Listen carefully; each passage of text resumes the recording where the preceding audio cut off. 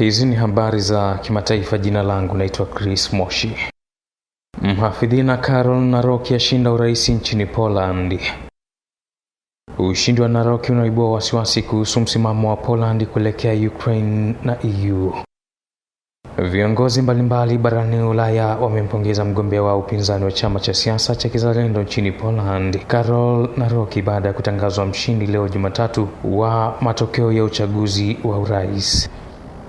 Rais wa Halmashauri Kuu ya Umoja wa Ulaya Ursula von der Leyen na Rais wa Ujerumani Frank-Walter Steinmeier ni miongoni mwa viongozi waliompongeza.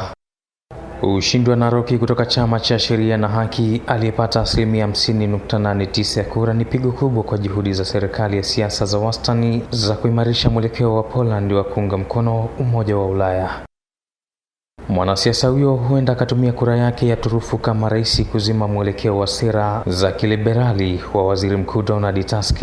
Rafał Trzaskowski kutoka muungano tawala aliyepambana dhidi ya Nawrocki kwenye uchaguzi wa jana alipata 49.11%. Na huko nchini Urusi, wajumbe wa Urusi na Ukraine wakutana Istanbul.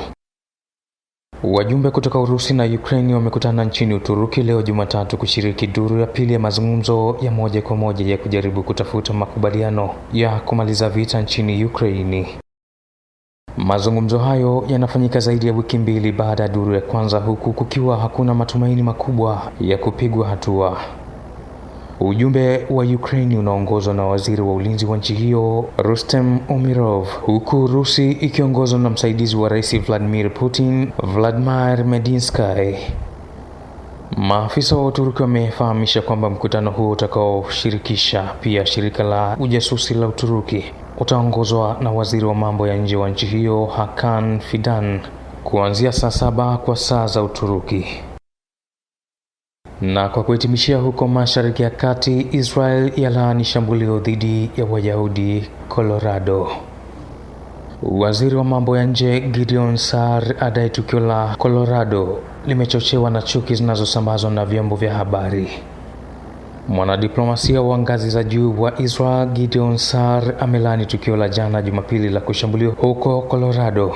Marekani, waandamanaji waliokuwa na bendera za Israel wakidai kuachiliwa huru kwa mateka wanaoshikiliwa Gaza. Waziri huyo wa mambo ya nje wa Israel amedai kwamba tukio hilo limechochewa na vyombo vya habari, akiliita ni tukio baya la kigaidi na chuki dhidi ya Wayahudi ambalo limetokana na kile alichokiita uongo unaosambazwa na vyombo vya habari.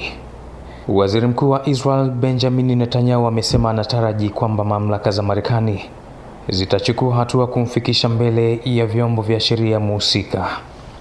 Na hiyo ndio tamati habari za kimataifa. Ulikuwa nami Chris Moshi.